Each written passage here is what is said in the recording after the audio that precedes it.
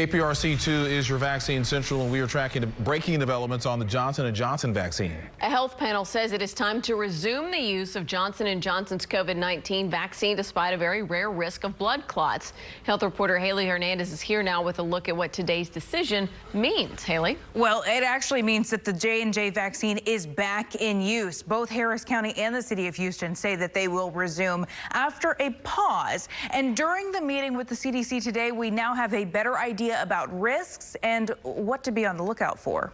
A CDC advisory panel recommended today for the Johnson & Johnson vaccine to go back into use. So far in the U.S., the CDC knows of 15 women who developed the blood clots linked to the vaccine, and 3 of them have died. The American public should understand that there is a risk, that it's an exceedingly rare risk, but that this is a common virus and a virus which has done a lot of harm that can be prevented by a vaccine. Both the CDC and the FDA now have to approve the panel's recommendation, weighing the potential risk of the shot with the risk of catching the coronavirus. At the same time, they must continue to investigate who is susceptible to these clots. Today, the panel weighed the idea that birth control, hypothyroidism, hypertension, and obesity may all play a role. And on the 30 to 39-year-old age group, this is where we saw the most cases, and this is where we, based on doses administered, had the highest reporting rate.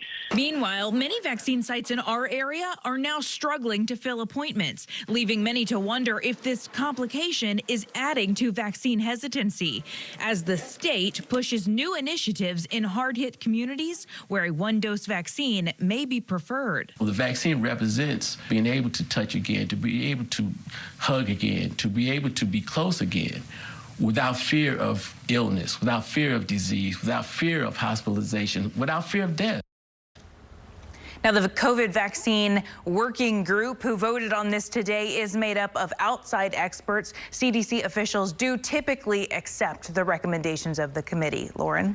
All right, Haley, thank you. Our entire KPRC 2 Vaccine Central team will continue to track every development on the vaccinations in our area, both on air and online at click2houston.com/vaccine.